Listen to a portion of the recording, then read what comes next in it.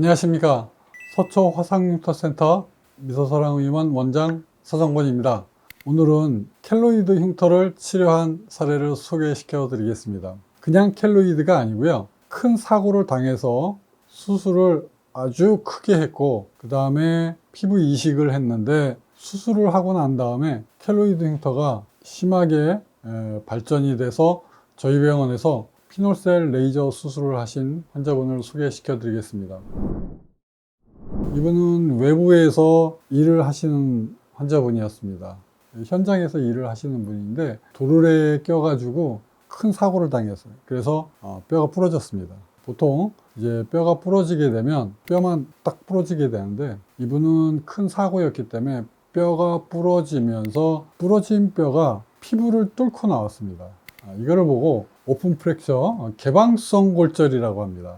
이 개방성 골절은 뼈가 외부로 노출이 되는 것입니다. 그리고 나서 사고를 어떻게 당했냐면, 이 도르래에 끼면서 피부가 도망갔어요. 피부 결손이 생겼습니다. 피부가 없어지고 뼈가 부러지고 노출된 뼈는 피부를 뚫고 나와 있고, 그래서 큰 사고를 당했어요. 그런데 다행히 이제 수술은 잘 됐습니다. 그래서 뼈도 잘 맞추고 어느 정도 했는데 약간의 그 장애가 왔어요. 그 다음에 피부 이식을 할 수밖에 없었는데요. 피부 이식을 하는데 이 피부 결손 부위가 또 너무 커서 또 메쉬 방법을 또 사용할 수밖에 없었어요. 자, 그런데 이 환자분이 수술 부위에 이제 문제가 생겼어요. 켈로이드 흉터가 생기기 시작한 겁니다. 이 흉터가 자꾸 자라나요. 그래서 화상 전문 병원에서 대학병원에서 지금 치료를 계속 받았는데요. 이 환자분께서 레이저 치료도 받고 또 스테로이드 주사 치료도 받고 엄청나게 노력을 했는데, 포기하지 않고 계속 노력을 했는데 흉터가 좋아지질 않는 거예요. 그래서 흉터가 더 커지고 흉터가 더 발전이 돼요.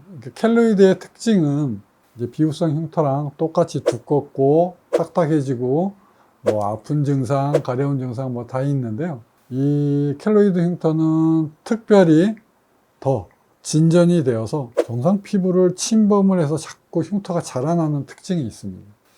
자, 그래서 이 환자분이 일상생활에 괴로움을 좀 받게 되죠.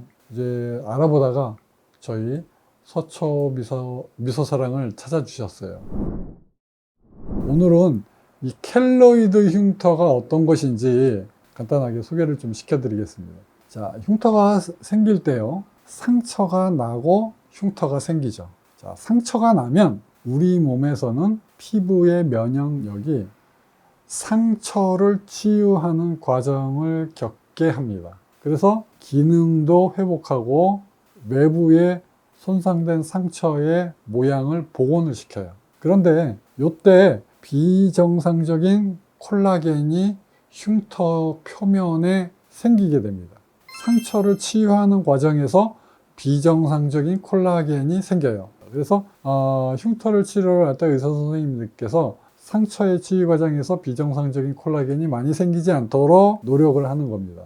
이 두껍게 되는 것이 정상 피부를 침범해서 이 두꺼운 흉터가 자꾸 더 자라는 것, 이것을 켈로이드 흉터라고 합니다. 이 켈로이드 흉터의 특징은 통증이 있는데요.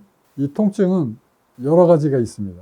바늘로 쿡쿡 찌르는 듯한 통증도 있고요. 가려움증도 굉장히 심합니다. 밤잠을 못 잘 정도로 미치게 가렵습니다. 그리고 일상생활을 좀 하기가 힘들어요. 또 어떤 경우에는 옷깃만 스쳐도 이렇게 칼로 베이는 듯한 느낌을 호소하는 환자들도 있습니다.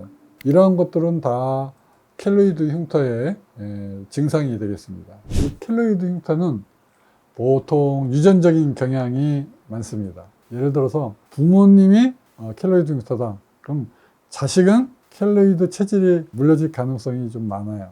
보통 아시아권이나 백인보다는 흑인들한테 많은 걸로 되어 있습니다. 그리고 이 켈로이드 흉터는 A형 혈액형하고 약간 좀 관련이 있어요. 그리고 여드름 같은 경우에 이 턱에 나는 여드름, 가슴에 나는 여드름, 이 켈로이드 자생입니다. 등 쪽에도 나고요. 그 다음에 이 귀 뚫고 그러면은 귀에 많이 생기죠. 그리고 우리 불주사라고 그래서 요즘에는 불주사를 안 맞지만 옛날에는 이 불주사를 맞았거든요. 주사 자국이 어깨에서 심하게 켈로이드가 발전되는 경우가 있습니다. 그 다음에 이런 부위에도 잘 생깁니다. 그래서 이렇게 잘 생기는 특징적인 게 있고요. 이게 한번 생겼으면 또 계속 생길 확률이 높습니다.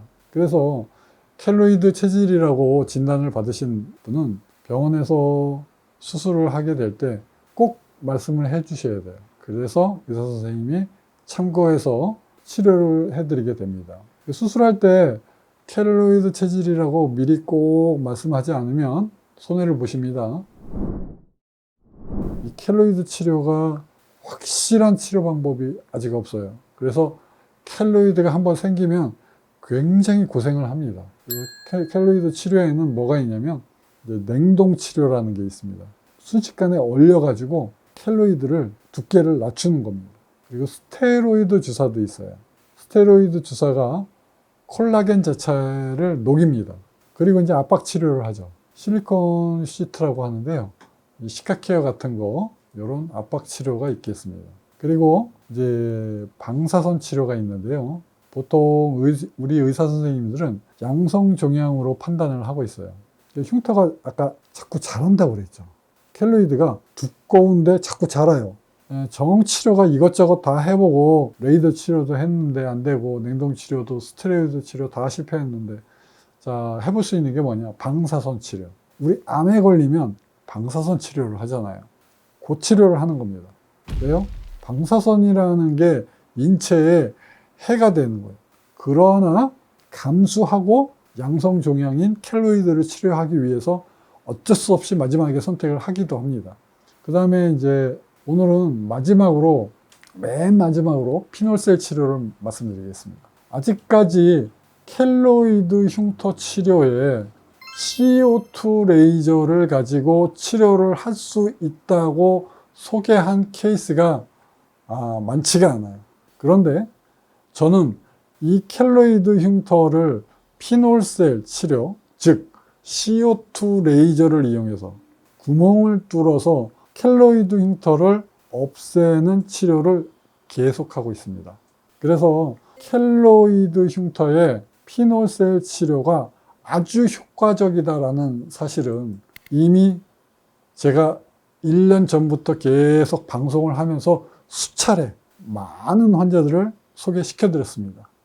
그리고 오늘은 이 켈로이드라는 주제를 따로 띄어서 오늘 다시 한번 여러분께 소개를 시켜드리는 거예요. 자, 그래서 피놀셀 치료는 켈로이드 흉터에다가 직접 구멍을 뚫어서 켈로이드를 치료하는 방법입니다. 자, 보실까요?